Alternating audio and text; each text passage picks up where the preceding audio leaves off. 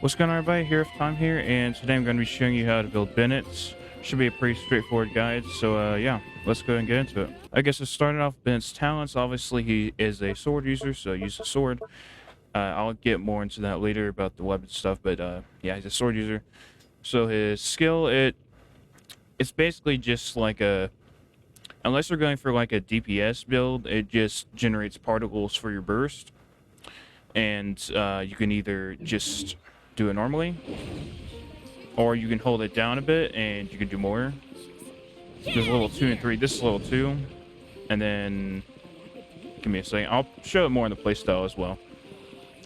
This is level 3, which will knock you back unless you have one of his passive talents, which I will talk about in a second. But yeah, that is his skill. Basically just generating particles for you and your team for you to get your burst. And then the burst, it will heal you up to 70% health, and then if you are past 70% health, it will increase your damage based on Bennett's attack. Now this is going to be Bennett's base attack, so your artifacts will not really matter, and I don't even think your feather will do anything to help you either. I think your feather, it's hard to explain. It's like, it's not base attack. Your base attack is just basically based on your weapon and your level, and a level of your weapon, of course. It increases your base attack, but so you'll definitely want a 5-star weapon if at all possible. If not, just have a high level weapon. So yeah, so for Bennett's first passive talent, it basically just decreases your cooldown for your skill by 20%. So it's pretty nice. You can do pyro damage more and get more particles easier. And then the second passive talent, your cooldown is reduced by 50%, and Bennett will not be launched by the effects of charge level 2. So whenever you do this right here, it will not launch you any longer. So while you're in the burst, it will no longer launch you. So pretty cool, especially if you're going for a DPS build. And then of course, one of the things all the Mondstadt people have, one dispatch, talent expedition, Mondstadt time consumed is reduced by 25%. So yeah, that's it for Bennett's talents. Alright guys, so we're over here in Sumer. I'm going to show you a little bit of how to kind of get the most particles and stuff, kind of how I use Bennett. So I do believe you get more particles if you use the level 1, level 2, whatever it is. This level, you'll get 2 particles. I could have sworn you got 3. But maybe I was wrong about that. Maybe they're not giving me a chance. Hold on. Now this is actually part of a constellation. Okay, it just gives you 2. But basically, it just generates particles, and then this will heal you, as you can see. And I don't even have any artifacts on to increase my healing, so yeah. I mean, there's not much to show. He just heals and increases your damage. I guess I should have shown that, but I'll show that more in the showcase. But yeah, he just heals you and has a field that increases your damage. So, and then I normally do this attack. I always thought I gave you more particles, but maybe I was wrong. So never mind. But that is part of the constellations. One of his constellations that I will show later. But yeah, that's it for the playstyle. Alright, so for Bennett's weapons, you're definitely going to want to, if at all possible, put a 5-star weapon on him, like I mentioned before. Mine's a level 90 just because I could. You don't have to have it at level 90, but the extra base attack definitely helps with your burst, getting the more damage with it, and then more energy recharge for you to get his burst. So that's what I have on him, but you can also use Favonia's sword, or even better would be the sacrificial sword, so you can use a skill more for even more particles. So I would say Skyward Blade or any other 5-star weapon, but Skyward Blade is probably the best because it has energy recharge as well. And then a good second choice is Sacrificial Sword. A good third choice is Favonia's Sword. So yeah, that's it for the weapons. Okay, so for artifact sets for Bennett, obviously you're going to want to go with Noblesse Oblige.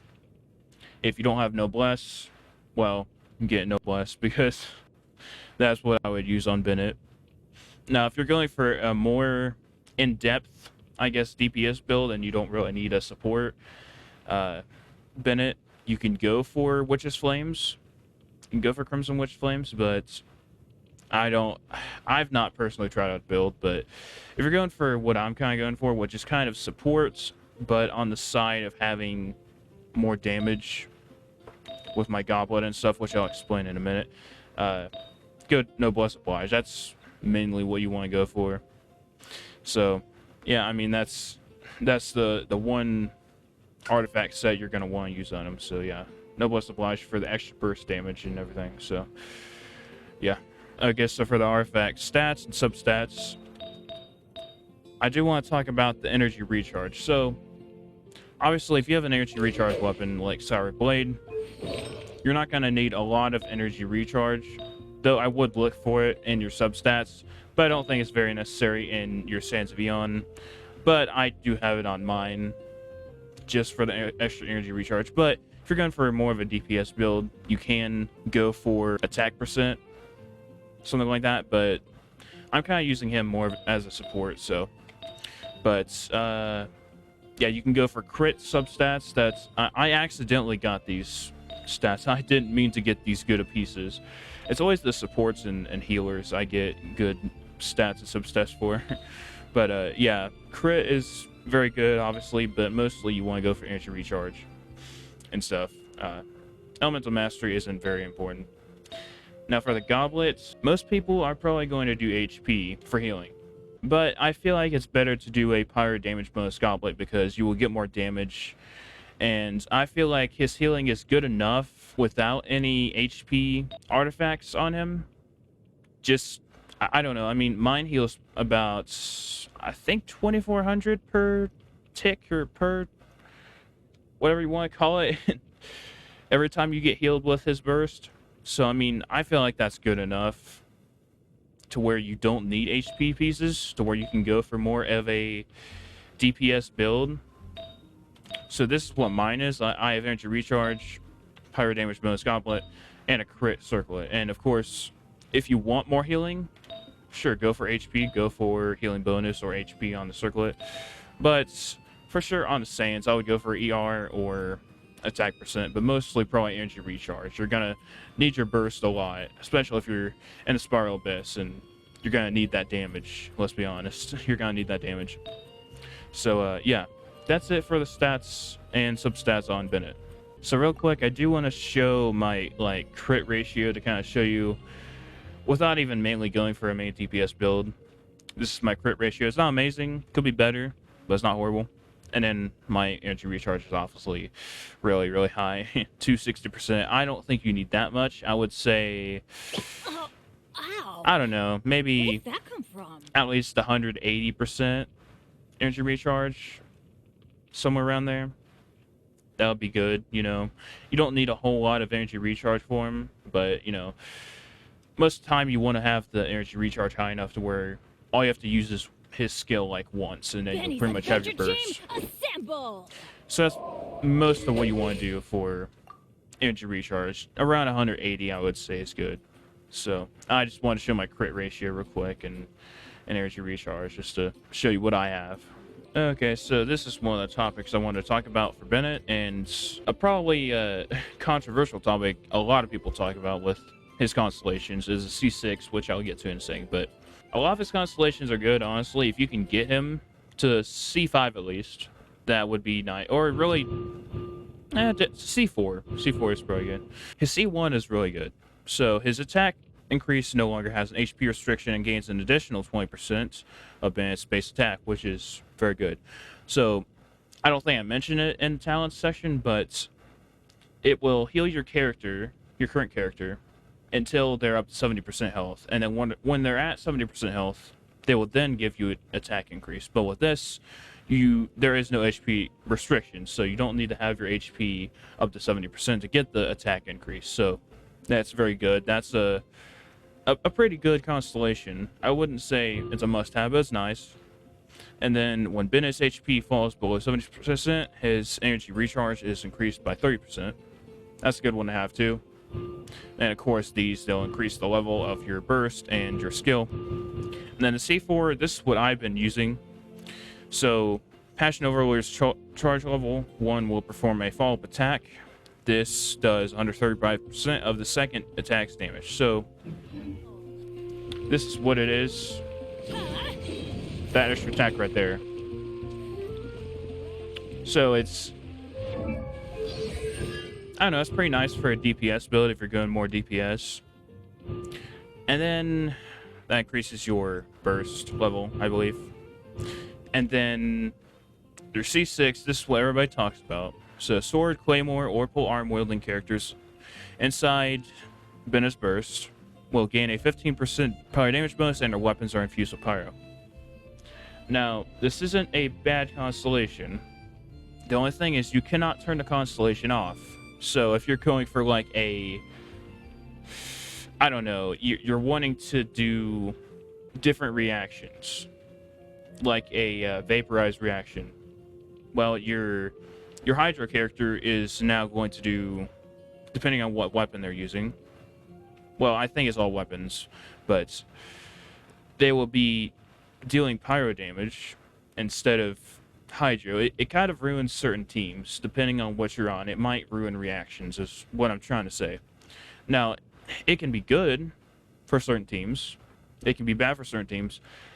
I do wish that miHoYo would add a thing to where you can turn your constellations off, at least the C6 for Bennett, so that if you're in a team that it'll ruin reactions, you can just, you know, click it off.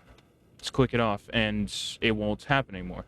But for certain teams, they can be good. For example, like a Pyro DPS team with Diluc can be very good. Klee, anybody like that, Yoimiya, you know, it could be very nice. Although I don't know if it will work for Yoimiya because she's bow user. But you know what I'm trying to say. Anybody like that, it would be pretty nice. Especially Diluc. But I just wanted to talk about that real quick. The C6 is nice if you could turn off, but I would not recommend right now getting C6 Bennett. But at the very least, C4. C4 is like the latest I would go, or C5. They're all pretty good constellations, even the C6. So yeah, that's it for the constellations. Okay, so for team comps with Bennett really fits in anywhere. Like most characters, I say, that are supports like this. He's really one of the best 4-star supports, in my opinion. Really best supports in general. Now, he does shine in certain teams. Like, he pairs really well with XIANGLING, especially for getting the extra particles for her, since he can generate particles pretty easily. Now, he could shine in a melt team with XIANGLING as well, or a vaporized team with a Hydra character. Anything like that, you know, Xingqi would go very well with him. Anything like that. I'm using him in this double swirl team here, and it works pretty well. And like I said, with a C6, you could use it with Diluc, something like that, as a support and as a healer. And the C6 would be very good for that team, but you know, you can't turn it off. So I wouldn't recommend getting C6 unless you only do Pyro teams, which I doubt. But, you know, if you're only doing Pyro teams, I guess you could get it. But, yeah, he's pretty good anywhere, really. I have him in quite a bit of my teams. He's a really good support. So, yeah, it fits in anywhere. Generates particles. Good for main DPSs, boosting the damage for the extra damage in Spiral Abyss especially. He boosts my Wanderer's damage quite a bit. So, yeah. He's a really good all-around support. So, yeah. Alright, guys. So, that's it for this guide. So, I was going to do a showcase, but I think I will do a showcase in my XIANGLING video, which is the next video. It's going to be coming up in a few days, so I'll just do the showcase there. I'm trying to work on my XIANGLING more. She's not perfect right now, and she probably won't be for a long time. Probably won't be for time of the video either, but I wanted to do a showcase in that video and show them off, you know, at the same time. So that's why I didn't do a showcase, but I hope everybody enjoyed. Oh, and one thing I forgot to mention. In your talents, obviously, you're going to want to prioritize your burst over pretty much anything. And then, of course, you can do your skill. I just said, what the heck, and just did it. And your basic attacks won't really matter. So I wouldn't really bother with them. So yeah, that's it for the video. So I hope I was able to help everybody build your Bennett a little bit better. I struggled trying to get mine good for a while. If you're going for a DPS build, don't worry, you'll get there. It's definitely possible. you know.